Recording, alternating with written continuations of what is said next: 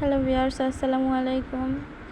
আজকে আমি ইফতারির জন্য কোনো ভাজা পোড়া করব না, চিড়া দিয়ে একটা ডেজার্ট আইটেম করে নিব। তো চিড়াগুলোকে আগে ধুয়ে একটু ভিজিয়ে রাখছি। ভিজানো ভালোভাবে হয়ে গেলে পানি ঝরিয়ে রাখবো। আর আমি আগেই জাল করে নিয়েছিলাম, হাফ কাপ করে দুধ নিয়েছি। তার মধ্যে চিড়া দিয়ে দিচ্ছি, তারপর কলা দিয়ে দিব।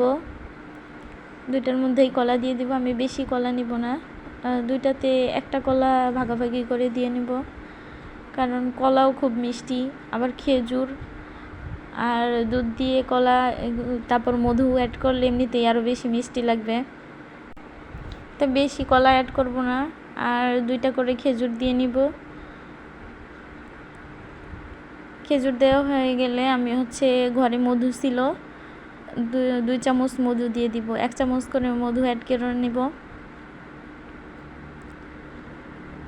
মধুটা দিলে হয় কি যে চিনি ব্যবহার করতে হয় না, আর প্রত্যেকটা জিনিসেই একবারে ভেজাল ছাড়া আর স্বাস্থ্যসম্মত। চিনিটা একটু শরীরের জন্য ক্ষতিকর, তাই জন্য আমি চিনিটা দিচ্ছি না, মধু দিয়ে দিচ্ছি চিনির পরিবর্তে। একটু ব্যালেন্সটা ঠিক রাখার জন্য একটু 1 চিমটি করে লবণ দিয়ে নিচ্ছি। দুইটাকে ভালোভাবে মিক্স করে নিলাম। হয়ে গেল আমাদের সহজ ইফতারি।